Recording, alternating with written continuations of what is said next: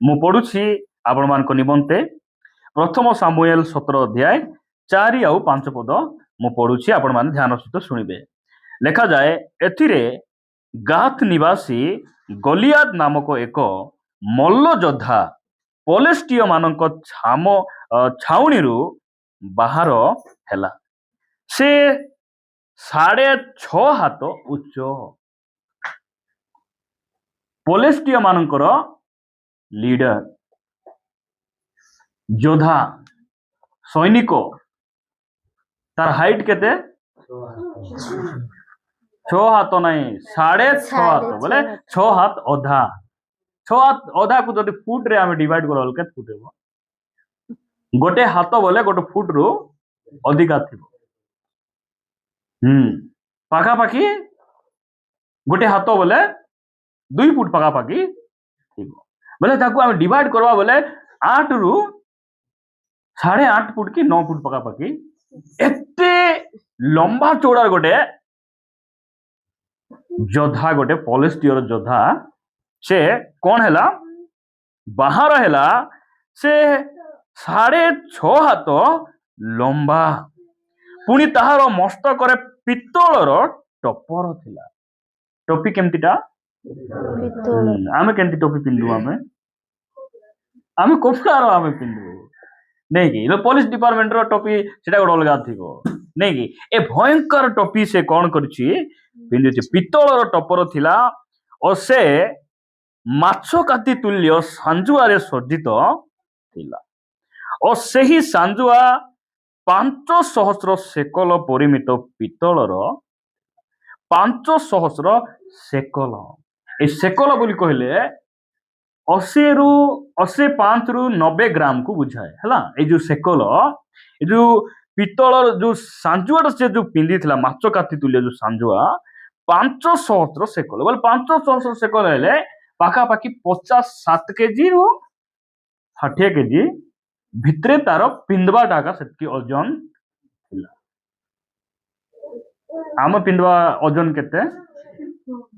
आमर ड्रेस केते केजी? बोले तार वस्त्र एते सब पिंदी मध्य से कौन करि पारुछि, बसी पारुछि, उठी पारुछि, धाई पारुछि, गां छाड़ी गां जाई पारुछि। बोले केते भयंकर जोधा से बाहरी किना आसिला हला। बाहरी किना आसी किना कौन कहूछि, ताहार वर्षार दंड तंतिर नराज तुल्य और ताहार वर्षार फलकर परिमाण 600 सेकल तुल्य थिला। से बाहरी आसिकिना कौन कहूछि 9 पदरे, हाँ 8 पदरु आका पड़बा। आउ से छिड़ा होई इस्राएल सैन्य श्रेणी आड़े डाकी सेमान को कहिला, तुम्भे माने काहे की युद्ध साजिबा पाई बाहर होई आसीअछ? मु कि सही पलिस्टिय लोक नुहे और तुम्भे माने कि साउलर दास नुह?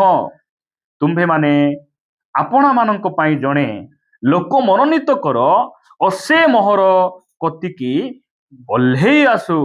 से जेबे मो संगे युद्ध करि पारिबो और मते बोध करिबो, तेबे आमे माने तुम्भ मानकर दास हेबु। मात्र जेबे मु ताहाकु पारिबी और बोध करिबी, तेबे तुम्भे माने आंभ मानकर दास हेबो और आंभ मानकर दास्य कर्म। बोले भयंकर कथा। से बाहरी किना कौन करुछि, इस्राएल लोक मान तो चैलेंज करू, कि अछ मोर सहित युद्ध करबा पई तुमे बाहरी आस बोला बेलकू से 23 पदरे आमे पढुछु। से सेमानक संगे कथावार्ता करुथिबा समय देख गाथ निवासी पलेस्टिय गलियाद नामक मल्लयोद्धा पलेस्टिय सैन्य श्रेणी मध्य उठी आसी पूर्व परी कथा कहिला। पुणी दाऊद ताहा शुणिले। बारंबार से कौन करुछि, इस्राएल लोक मान सहित आसिकिना कहूछि पारबो बोले आस नहीं। केतरा माँ भौणी मान थिबे, पारिसेले मुई मिसा फालनेन से मोनापुरी केत लोग भयंकर थिबे। ए जोधा कौन करुछि बाहरी किना बारंबार आसिकिना इस्राएल लोक मान को कौन करुछि तुच्छ करुछि। सेटा को के सुनले? दाऊद सुनले। दाऊद सुनला परे कौन होउछि, जदि आपण माने पढ़िबे 43 ପଦରୁ ଆମେ ପଢି ପଢି ଯିବା। ପୁଣି ସେହି ପଲେଷ୍ଟିୟ ଦାଉଦଙ୍କୁ କହିଲା, ମୁଁ କି କୁକୁର ଯେ ତୁ ଯଷ୍ଟି ନେଇ ମୋ ପାଖକୁ ଆସିଅଛୁ। ତହିଁରେ ପଲେଷ୍ଟିୟ ଆପଣା ଦେବତାମାନଙ୍କ ନାମରେ ଦାଉଦଙ୍କୁ ଶାପ ଦେଲା, ଅଭିଶାପ ନାଇଁ କି? ଦେବତା ପୂଜା କରିବା ଲୋକ, ମଦ ବିଡି ସିଗାରେଟ ପିଇବା ଲୋକ ମୋଟା ତାକଡା ଥିବେ, ମନେ ରଖନ୍ତୁ ଏଇଟା। ଆମେ ଭାବୁ କଣ, ମୁଁ ଏତେ ଫାଷ୍ଟିଂ କରୁଛି, ଏତେ ଧର୍ମ ଜୀବନ ଯାପନ କରୁଛି, ମୁଁ କେମିତି ଶୁଖି ଯାଉଛି। ଗଲିଆତ ହେଇଛ କି ତୁମେ? ହଁ, ଏ ଦେବତା ପୂଜା, ମଲା ମାଂସ, ବଳି ଉତ୍ସର୍ଗ କଲା ମାଂସ ସବୁ ଗିଲବା ଲୋକ ଭୟଙ୍କର। ସେମାନେ ଯେତିକି ପାପ କଲେ ହୃଷ୍ଟପୃଷ୍ଟ ଦେହରେ ଗୋଟେ ଫୁଲି ନାହିଁ, ଆକୁ ଭୟଙ୍କର ହେଇକିନା କଣ କରୁଛି, ପ୍ରଭୁଙ୍କର ଲୋକମାନଙ୍କୁ ବିଡରାଇବାକୁ ଆସିଛି। ମାରିଦେବି, ଆଜି ଚୁନା କରିଦେବି, ତୁଇ ମରିଯିବୁ, ବିଲିଯିବୁ ବୋଲିକିନା ସେ ଅଭିଶାପ ଦେବା ପାଇଁ ସେ ଆସିଛି। 44 ପଦ, ଆଉ ସେଇ ପଲେଷ୍ଟିୟ ଦାଉଦଙ୍କୁ କହିଲା, ମୋ କତିକି ଆ, ମୁଁ ତୋର ମାଂସ ଆକାଶର ପକ୍ଷୀ ଓ ବିଲର ପଶୁମାନଙ୍କୁ ଦେବି। ତେବେ ଦାଉଦ ପଲେଷ୍ଟିୟକୁ କହିଲେ, ତୁମ୍ଭେ ଖଡ୍ଗ ଘେନି, ବର୍ଚ୍ଛା ଘେନି ଓ ଶଲ୍ୟ ଘେନି ମୋ କତିକି ଆସିଅଛ, ମାତ୍ର ତୁମ୍ଭେ ଯାହାଙ୍କୁ ତୁଚ୍ଛ କରିଅଛ, ସେଇ ଇସ୍ରାଏଲର ସୈନ୍ୟ ଶ୍ରେଣୀର ପରମେଶ୍ୱର ସୈନ୍ୟାଧିପତି ସଦାପ୍ରଭୁଙ୍କ ନାମରେ ତୁମ୍ଭ ନିକଟକୁ ମୁଁ ଆସୁଅଛି। ଆଜି ଦିନ ସଦାପ୍ରଭୁ ତୁମକୁ ମୋ ହସ୍ତରେ ସମର୍ପି ଦେବେ। ଏଣୁ ମୁଁ ତୁମକୁ ଆଘାତ କରି ତୁମ୍ଭଠାରୁ ତୁମ୍ଭ ମସ୍ତକ ଅଲଗା କରିବି। ପୁଣି ମୁଁ ଆଜି ପଲେଷ୍ଟିୟ ମାନଙ୍କ ସୈନ୍ୟ ଶ୍ରେଣୀର ଶବ ଆକାଶ ଓ ପକ୍ଷୀଗଣକୁ ଓ ପୃଥିବୀସ୍ଥ ବନ ପଶୁ ମାନଙ୍କୁ ଦେବି। ତହିଁରେ ଇସ୍ରାଏଲ ମଧ୍ୟରେ ଏକ ପରମେଶ୍ୱର ଅଛନ୍ତି ବୋଲି ସମୁଦାୟ ଜଗତ ଜାଣିବେ। ପ୍ରଭୁଙ୍କର ଗୌରବ ହଉ। ଆଜି ମୁଁ ଆପଣ ମାନଙ୍କୁ କହିବା ପାଇଁ ଚାହେଁ, ଗଲିଆତ ଠାରୁ ବଳବାନ କିଏ? ଗଲିଆତ ଠାରୁ ବଳବାନ କିଏ? ପ୍ରିୟ ମାନେ, ସେଇ ସମୟରେ ଚହଳ ପଡିଥିଲା ଯେ ଗଲିଆତକୁ ସାମ୍ନା କରିବା ଲୋକ କିଏ ନଥିଲେ। ଆଜି ମୁଁ କହିବା ପାଇଁ ଚାହେଁ, ଗଲିଆତ ଠାରୁ ବଳବାନ ଦାଉଦ ବି ନୁହନ୍ତି। କେମିତି ଆମେ ବୁଝିବା? ଅନେକ ସମୟରେ ଆମେ ଏଇ ବାକ୍ୟକୁ ଆମେ ପଢୁ, ଆଉ ଦାଉଦଙ୍କ ପରି ଆମେ ହେବା। ଦାଉଦ ଯେମିତି ପରମେଶ୍ୱରଙ୍କ ସହିତ ଥିଲେ ଆମେ ବି ଥିବା, ଠିକ ଅଛି। ଦାଉଦ ଗଲିଆତକୁ ମାରିଦେଲେ, ଗଲିଆତକୁ କଣ କଲେ, ସେ ବିନଷ୍ଟ କରିଦେଲେ। ମାତ୍ର ପରବର୍ତ୍ତୀ ସମୟରେ ସେ କଣ ହେଲେ? ଦାଉଦ ବତ୍ସେବାକୁ ସେ କଣ କରିପାରିଲେ ନାହିଁ, ମାରିପାରିଲେ। ବତ୍ସେବା ସହିତ ପାପରେ ସେ ପଡିଗଲେ। ସେଥିପାଇଁ ଗଲିଆତ ବଡ ନାହିଁ। ବାହାର ବିଷୟକୁ ଅନେକ ମାରିପାରିବେ, ମାତ୍ର ଭିତରେ ଯୋଉଟା ରହିକିନା ଆମକୁ ନଷ୍ଟ କରୁଛି, ସେଇଟାକୁ ଅନେକ ଭାଇ ଭଉଣୀ ମାନେ ମାରି ପାରୁନାହାନ୍ତି। ଦାଉଦ ଆମର ଆଦର୍ଶ ନୁହନ୍ତି, ଆମର ଆଦର୍ଶ ଯୀଶୁ ଖ୍ରୀଷ୍ଟ ଅଟନ୍ତି। ସେ ଜଗତକୁ ଜୟ କରିଛନ୍ତି। ଦାଉଦ ଗଲିଆତକୁ ଜୟ କଲେ, ମାତ୍ର ଯୀଶୁ ଖ୍ରୀଷ୍ଟ ଜଗତକୁ ଜୟ କଲେ। ସେ ପାପକୁ ଜୟ କଲେ, ମନ୍ଦତାକୁ ଜୟ କଲେ, ମୃତ୍ୟୁ ଉପରେ ସେ ଜୟ କଲେ, ରୋଗକୁ ଜୟ କଲେ, ଅଭାବକୁ ଜୟ କଲେ। ଯୀଶୁ ଖ୍ରୀଷ୍ଟ ଆମର ଆଦର୍ଶ ଅଟନ୍ତି। ପ୍ରଭୁଙ୍କର ଗୌରବ ହଉ। ସେଥିପାଇଁ ଆମେ ଦେଖୁଛୁ କଣ, ତଳକୁ ଟିକେ ପଢିଦେବା, ବହୁତ ଭଲ ଲାଗେ ଏଇ ସବୁ ବାକ୍ୟ ଗୁଡିକ। ତାପରେ ଲେଖା ଯାଉଛି, ଏଉତାରେ ସେହି ପଲେଷ୍ଟିୟ ଉଠି ଦାଉଦଙ୍କ ସଙ୍ଗେ ଭେଟିବାକୁ ଆସି ନିକଟବର୍ତ୍ତୀ ହୁଅନ୍ତେ ଦାଉଦ ଶୀଘ୍ର ସେହି ପଲେଷ୍ଟିୟ ସହିତ ଭେଟିବାକୁ ସୈନ୍ୟ ଶ୍ରେଣୀ ଆଡେ ଦୌଡ଼ିଲେ। ପୁଣି ଦାଉଦ ଆପଣା ଝୁଲିରେ ହାତ ପୁରାଇ ତହିଁରୁ ଗୋଟିଏ ପଥର କାଢି ଛାଟିଣିରେ ମାରି ସେହି ପଲେଷ୍ଟିୟର କପାଳକୁ ଆଘାତ, ତହିଁରେ ସେ ପଥର ତାହା କପାଳରେ ପଶି ଯାଆନ୍ତେ ସେ ମୁହଁ ମାଡ଼ି ଭୂମିରେ ପଡିଗଲା। এই ସ୍ଥାନରେ ଲୋକ କହିଲେ ଯେ ଦାଉଦ କଣ କଲେ, ଗୋଲିଆତକୁ ବଧ କଲେ। ଦାଉଦ ବିଜୟ ହେଲେ କି ନାହିଁ? ବିଜୟ ହେଲେ। ଇସ୍ରାଏଲର 30 ଲକ୍ଷ ଲୋକ ଗୋଲିଆତର ସେଇ ହୁଙ୍କାରକୁ ଶୁଣି, ତାର ଆୱାଜକୁ ଶୁଣି କଣ କଲେ? ବାଇବଲ କହେ ଭୟଭୀତ ହେଇ ସେମାନେ ଡରିକିନା ପଳେଇଲା ବେଳେ ଦାଉଦ ଆସିଲେ ଆଉ କହିଲେ, ଏତିକି ବଡ ବୁଟି ଟିମ୍ପା ସେ ଆସିଲେ ଆଉ କହିଲେ, ତୁମେ ନିରାଶ ହୁଅ ନାହିଁ, ତୁମେ ଡରିକିନା ଥରଥର ହବାର କିଛି ଆବଶ୍ୟକ ନାହିଁ। ମୁଁ ଏକଲା ତାର ସହିତ ଲଢିବି। ସାଉଲ ରାଜା କହିଲେ, ତୁଇ ତାର ସହିତ କି ଲଢି ପାରିବୁ? ସେ ତ ପୁରା ଭେଣ୍ଡିଆ ଲୋକ, ପୁରା ଯୋଦ୍ଧା ଲୋକ, ତୁଇ ତ ଯୁବା ଲୋକ, ପାରିବୁ ନାହିଁ। ବୋଲାକୁ ଦାଉଦ କହିଲେ, ପ୍ରଭୁ मोर पितार मेंढा और छेली चोराए चोराए मु जंगल रे मु कौन करछि ट्रेनिंग नहीं मोर अभ्यास अच्छी मोर छेड़ी की मेंढा जदि गोटे बाघ धरिकिना जीव बाघ पछे पछे मु धाई जाइकिना बाघर मुख फाड़ी किना से मेंढा को मु उद्धार करी आनबाटा जानिछि। आज अनेक प्रभुंकर दास माने घर घर बुली तांकर मनी पर्सर पैसा टाणी आनबार जानिछंती शैतान धरी नेला बेले छड़ाई आनबाटा विश्वासी को जानी नांती प्रभुंकर गौरव सेतिपाई एई गलियाद ए जो पलेस्टियो ए असुनत गलियाद को गोटे भालू परी जेंती गोटे भालू को मुई मारिछि बाघ को मारिछि गोटे परी सेमती हेबो मुई मारी किना कोन करबी बध करबी। तापरे साउल राजा तांको तांकर राजवस्त्र पिंधाई देला पूरा ढंग हो जाउछि नहीं कि बेले बेले हमर पिला टोकी माने लुंगी बांधी देथिबे मुंडे पाक बांधी देथिबे एडिकिला मुंड थिबो एडिकी लगा टावल गुड़ाई देथिबे केंति दिसबो ए राजा ड्रेस गोळाई दे नहीं कि पिला टोकी शांति लाल बाबा तुमर पेंट मको बढ़िया हेबो बोली पिंदी देले पूरा टाणी ही जाउथिबो सेंति करी नहीं कि पूरा ए राजवस्त्र पिंधा देला को दाऊद चली पारले नहीं तांकर वस्त्र कौन करी पारले नहीं चली पारले एटा हमर प्रैक्टिस नहीं एटा पिंधले कुछ भी काम नहीं होता है ना ही से पास्टर गाउन पिंधि आसीथिले पिंधंतु गाउन नाइटी मध्य पिंधंतु मतलब हम जानबार छे गाउन किछि काम को नहीं ए नाइटी पिंधले भूत नहीं डरेगा हैला जार ऊपर अभिषेक अछि जार ऊपर प्रभु सही दान वरदान दैचंती तांकू डरबो तांकू से दाऊद कहले मोर हाथ रे किछि नहीं मु परमेश्वर के नाम रे मु आसुछ गोटे गुली मारले ओदरबे के एते बड़ जोधा लेखा जाउछि कपाल से मारले कुबट पड़वा कथा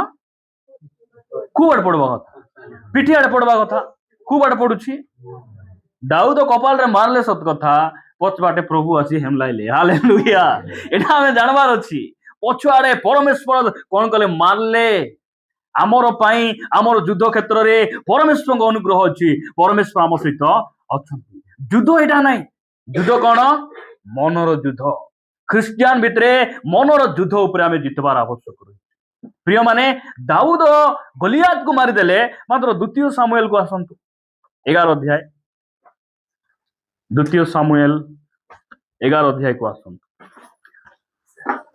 इडी कोन लिखा जाउछि 11 अध्याय को पदर पढ़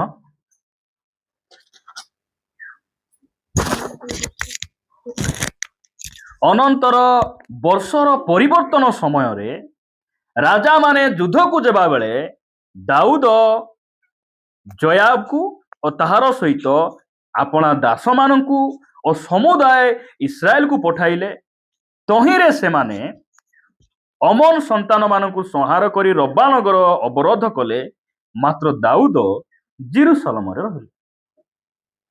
युद्ध समय रे राजा माने कौन करबा कथा युद्ध को जीवा कथा सैन्य श्रेणी सजाई किना राजा तांको सहित जाई किना कौन करिवार अछि लीडर माने आगे रहिबा कथा ये कौन करचंती सब को युद्ध करबा पठाई दे ये घरे आराम दे हाँ घर मुख्य प्रार्थना नहले हेबो कि सब को पठाई दे आमे कौन करबो नाही दाऊदंको परि टिके चेष्टा करूची बोलना तुम दाऊदंको परि होउछ सबको पठाई दे ए घरे अछंती घर कौन है तौक पड़वा अनंतर दिने संध्या समय रे दाऊद अपना सज्जर उठी राजगृह छात उपरे बुलुथिले छात उपरे वास्तव कौन पाई आमे जीवार पुरातन नियम लोक मान छात उपरे प्रार्थना करबा जाउथिले छात उपर को गले पुणी सही छात उपर से एक स्त्री को स्नान करुथिबा देखिले हाँ प्रार्थना न गले एटा तो हेबो सहभागिता न गले एटा तो हेबो दाऊद जदि युद्ध करबा जाई थांते घर रही थांते छात उपर चढ़ी थांते को गाधाइबा स्त्री को आखि एंती बुलाई किना देखि थांते गोटे स्त्री गाधाइबाटा से छात उपर देखले से स्त्री देखिबा को अति सुंदरी थिला को स्त्री बेकी सेटा बिना बाथरूम रे गाधौछि हां को बोध सेवा की काकु जणा टिके जोरियाड करी गाधाइबा बुझु नै बोध सेवा लख जीवा बाटे লোক বুলবা রাস্তারে এ বৎসেবা গাদাইব এ বৎসেবা। হ্যাঁ, এই জায়গায় দাউদଙ୍କ ভুল না বৎসেবার ভুল কাক কইবা ଆମେ কই দেখো তো আলে গুপি যাই হেব কি না কুହ আলে ମାଇଣ୍ଡ କଟେ କୁହ କୁହନ୍ତୁ। হ্যাঁ, ବତ୍ସେବାର ଭୁଲ। ଦାଉଦ ସେଠରୁ ମୁହଁ ବୁଲାଇକିନା ଘରେ ରହିଥାନ୍ତେ, ସେ ଯୁଦ୍ଧକୁ ଯାଇଥାନ୍ତେ, ରାଜା ଘରେ ବସିବା କଥା। ସବୁ ପିଲାପିଲି ସବୁ ପ୍ରାର୍ଥନା ଯାରେ ମୁଁ ଘର ଯାବି ବୋଲିଲା ପରେ ଆଜି ମିଶାଏ ଦାଉଦ ମାନ ଅଛନ୍ତି। ପରବର୍ତ୍ତୀ ସମୟରେ ଦାଉଦ ପଡିଗଲେ ପ୍ରିୟ ଭାଇ ଭଉଣୀ ମାନେ। ଗଲିଆତକୁ ମାରିଲେ କିଟା ହେବ? ବିଶ୍ୱାସୀ ମାନେ ଦାନ ଦେଇପାରିବେ, ପ୍ରାର୍ଥନା ଆସିପାରିବେ ନାହିଁ। ବିଶ୍ୱାସୀ ମାନେ ଉପରେ ଗାଧା ଫଦା ହେଇ ପରିଷ୍କାର ହେବାଟା ରେଡି ହେବାଟା ଜାଣିବେ, ମାତ୍ର ସ୍ତ୍ରୀ ସ୍ୱାମୀ କୋପାକୁପି ହେବାଟା ଛାଡୁନଥିବେ। ଆମ ଗଲିଆତ ଠାରୁ ଡେଞ୍ଜର କୋଉଟା? ଭିତରେ ଥିବା ଗଲିଆତ। ଏଇଟାକୁ ମାର ଏଇଟା ଆମେ ଶିଖିବାର ଅଛି ପ୍ରିୟ ଭାଇ ଭଉଣୀ। प्रभुଙ୍କର गौरव हो। ये गलियात को मारने से कुछ भी नहीं मिलता है। अंदर का जो गलियात है ना, उसको हम मारना पड़ेगा। कैसे हम मारेंगे? ताको हम केंती मारबो हमें? लिखा जाउची से कोन कले से सुंदर स्त्री को देखले, तेणु दाऊद से स्त्री रो विषय बुझिबा पाई लोक पठाई जणे कहिला, पठांते जणे कहिला से कोन उलियाम रो कन्या हितियो उरियर भारजा बत्सेबा नहे, से गोट लोकर स्त्री। दाऊदଙ୍କୁ ସୁଯୋଗ ଥିଲା, ସେ ଯଦି ଜଣଙ୍କର ସ୍ତ୍ରୀ ବୋଲେ ସେ ଭଲ ସ୍ତ୍ରୀ ହେଉ ପ୍ରଭୁ, ତାର ସ୍ତ୍ରୀ ପ୍ରଭୁ, ତାର ସ୍ତ୍ରୀ ଯଦି ମୋର ସେଠି କି ଅଧିକାର ଅଛି ପ୍ରଭୁ? ମୁଇଁ ଦେଖିଲି ସିନା ମୋର ମନର କାମନାର କିଛି ଭୁଲ ମୁଇଁ ଭାବିଲି, କ୍ଷମା କର ପ୍ରଭୁ।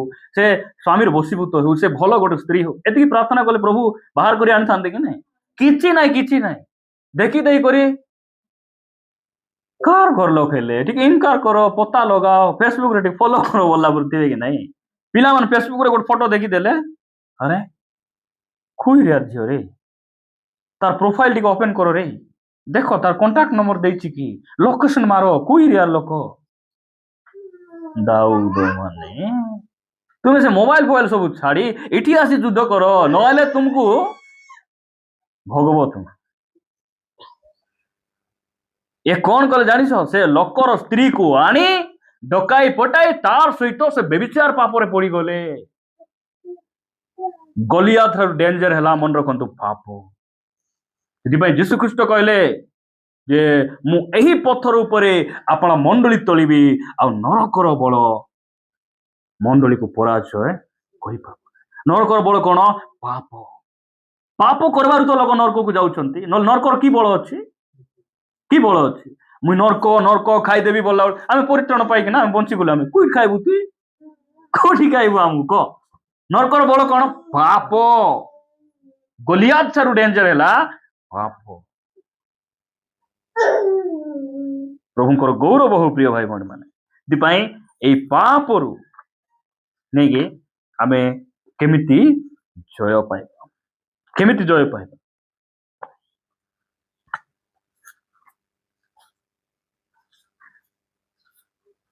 एवरी पुस्तक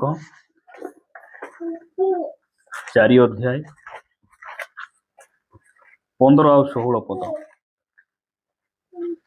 लिखा जाउछि, कारण जे आंभमानक दुर्बलतारे आंभमानक प्रति सहानुभूति देखाइबाकू असमर्थ, आंभमानकर एपरि महाजाजक नाहांती, बरं से पापर हित होई आंभमानक परि सर्वत्र भावे परीक्षित हेले।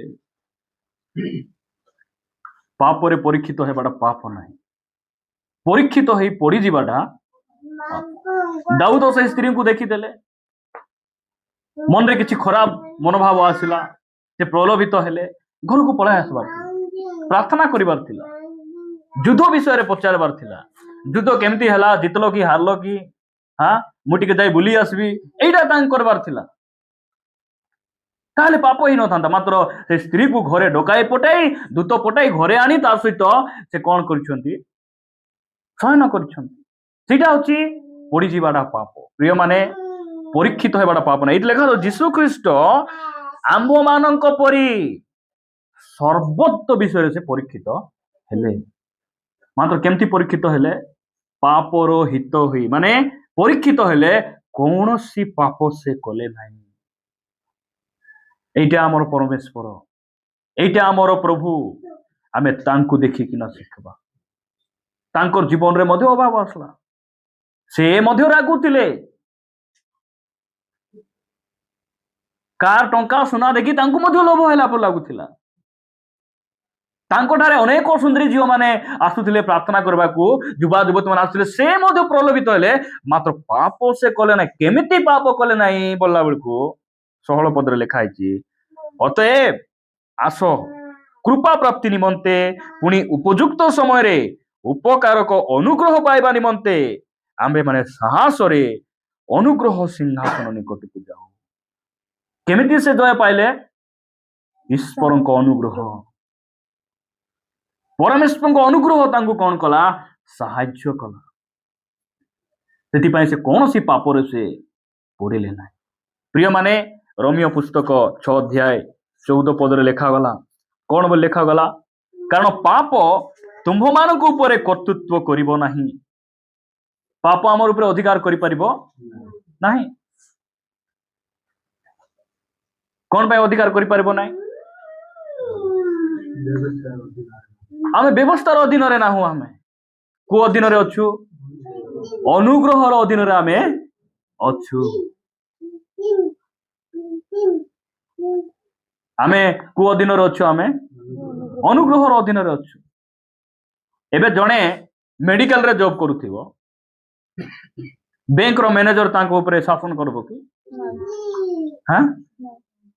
ବ୍ୟାଙ୍କ ବାଲା, ବ୍ୟାଙ୍କ ମ୍ୟାନେଜର ତାଙ୍କୁ ଫୋନ କରିକିନା ପଚାରିବ କାହିଁକି?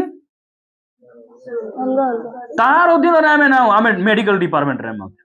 ଏବେ ମେଡିକାଲ ଡିପାର୍ଟମେଣ୍ଟର ଅଧୀନରେ ଆମେ ଅଛୁ। ପ୍ରିୟମାନେ, ପାପର ଅଧୀନରେ ଆମେ ନାହୁଁ, ବ୍ୟବସ୍ଥାର ଅଧୀନରେ ନାହୁଁ। ଆମେ କାର ଅଧୀନରେ? ଅନୁଗ୍ରହର ଅଧୀନରେ। ଯୀଶୁ ଖ୍ରୀଷ୍ଟଙ୍କ ଦ୍ୱାରା ସତ୍ୟ ଆଉ ଅନୁଗ୍ରହ ସେ କଣ କଲେ? ଆଣିଲେ।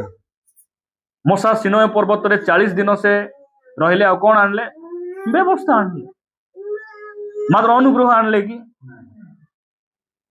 ଅନୁଗ୍ରହ ସେ ଆଣି ନାହାନ୍ତି। ସେ ବ୍ୟବସ୍ଥା ଆଣିଲେ, ଚୋରି କର ନାହିଁ, ନରହତ୍ୟା କର ନାହିଁ। ମୋସାଙ୍କର ବ୍ୟବସ୍ଥା କଣ ଥିଲା? ଯୋଉ ପୁଅ ଝିଅ ମା ବାପାଙ୍କର କଥା ମାନିବେ ନାହିଁ, ସବୁ ଇସ୍ରାଏଲ ଲୋକ ଏକାଠି ହଉଥିଲେ ମଣ୍ଡଳୀ ଆଗରେ, ସେ ପୁଅ କି ଝିଅକୁ ପାକନା ମାରି ମୁଣ୍ଡ ଚପିକିନା ବ୍ୟବସ୍ଥା ଥିଲା ସେଟା।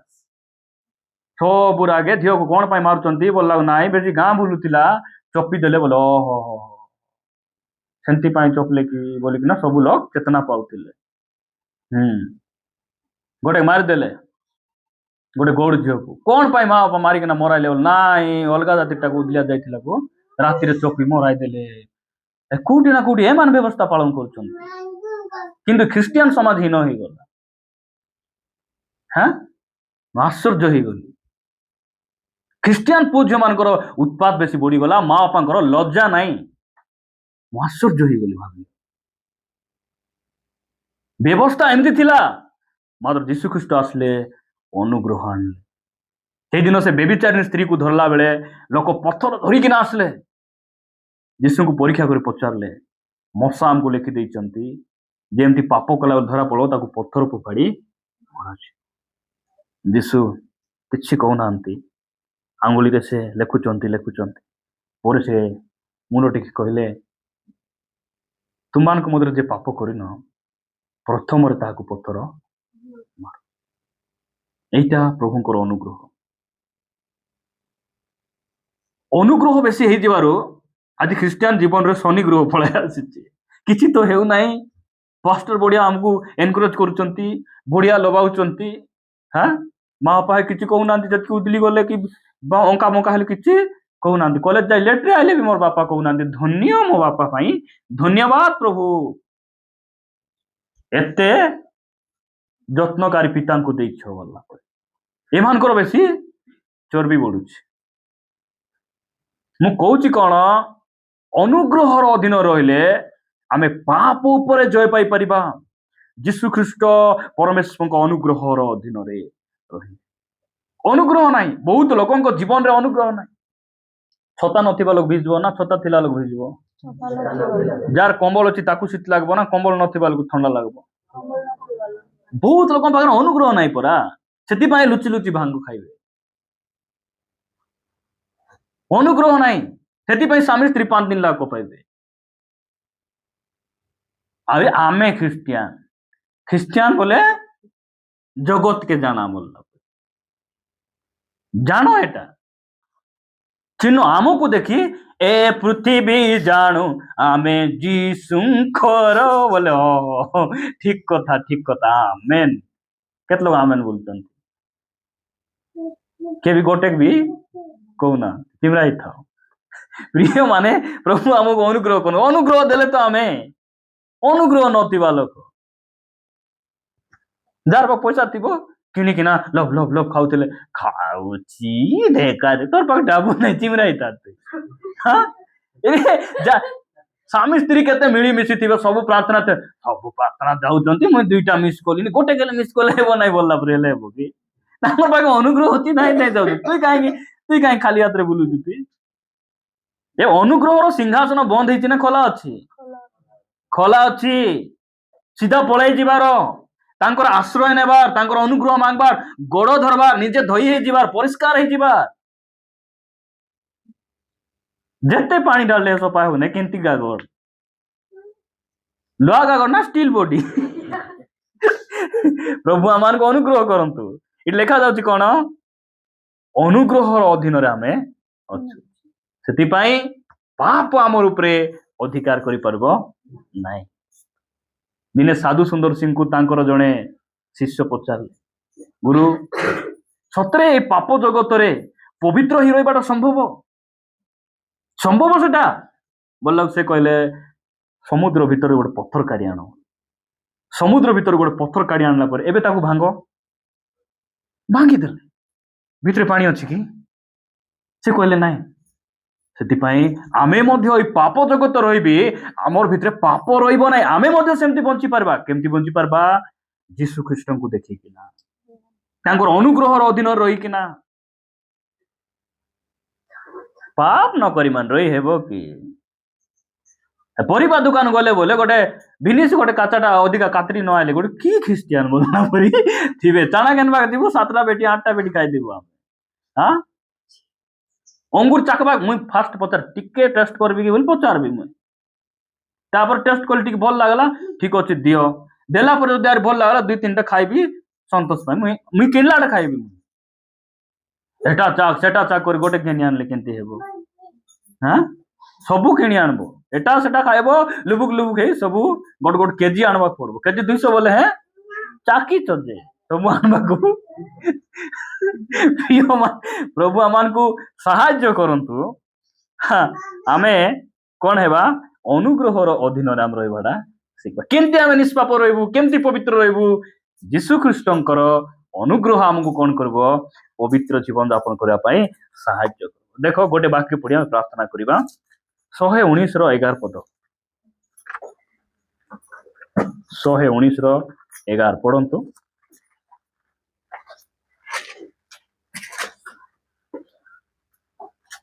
मुझे परी तुम विरुद्ध रे पाप न करे मुझे परी तुम विरुद्ध रे पाप न करे एथि पई मु आपण हृदय मध्य रे तुमरो वाक्य संचय करी रखी अछि केते सुंदर कथा मुझे परी पाप रे न पड़िबी सेति पई मु कोन करिछि वाक्य को मु कुट रखिछि आमे गोडला बैग गेनी देइछु जो मीटिंग रे गले भी आज्ञा बोलछन हमको काली ए आज्ञा विषय बा करछन कि बोलले भगवान ये आज्ञा नुहंती हमर विश्वासी बोलली प्रिय माने आमे जोटी गले हमको आज्ञा हेबा हमको जोटी जाओ बोले कौन सी प्रकार पाप नुहे मोर तो प्रार्थना हमर प्रत्येक भाई माने प्रचार करबार प्रत्येक भाई माने पास्टर हुंतु भलो भलो प्रचारक हुंतु मात्र आमे हमको के आज्ञा बोली कोंतु के न कोंतु आमो पकरे वाक्य अछि कि बाकी हमर हृदय रे हम संचय कर रखिछु कि हमें पाप ऊपर जय पाइछु कि सेटा होती बड़ गो वाक्य रखबा जगह हमर झुलामना नहीं वाक्य रखबा जगह हमर भेंडिट नहीं वाक्य रखबा जगह हमर स्टडी रूम रो ठाको नहीं वाक्य रखबा जगह हमर हृदय इटी थिले तो से वाक्य काम देबो हां जण डॉक्टर मेडिसिन लिख देला से कोन करती এটা কিଣି ନେଇକିନା ସନ୍ଧ୍ୟା ଏଟା ସନ୍ଧ୍ୟା ହଁ ଏଟା ସକାଳେ ବୋଲିଲାକୁ ସେ କାଗଜ ନେଇ ଘରେ ପଡୁଛି ଏଟା ସକାଳେ ହଁ ଏଟା ସନ୍ଧ୍ୟା ଏଟା ସକାଳେ ହଁ ବୋଲି ପଡୁଛି ନାଇଁ ଆଜ୍ଞା ଜ୍ୱର କମି ନାହିଁ ବୋଲି ହାରି ଗର୍ତ୍ତର ଯାଉଛି ଗଲାକୁ ତୁମେ କଣ ଗଲା କିଣି ନେଇ ଖାଇଲେ ଗଲ ନାଇଁ ଏଟା ଘଷୁଥିଲି ଘଷିଲେ ଜ୍ୱର କୋଉଠି ଛାଡବ ମେଡିସିନ ନିଅ ପରେ ସେ ଔଷଧ କିଣି ନେଇ ଖାଇଲାକୁ ଭଲ ହେଲା କେତେ ଜଣ ବାକ୍ୟ ଘଷବାରେ ବୀର ବାକ୍ୟ ଅନୁସାରେ ବଞ୍ଚିବେ ନାହିଁ ସେଥିପାଇଁ ଭୂତ ପ୍ରେତ ପରି ଜୀବ ପ୍ରଭୁ ଆମମାନଙ୍କୁ ଅନୁଗ୍ରହ କରନ୍ତୁ ଆମେ ପାପ ଉପରେ ଜୟ ପାଇବା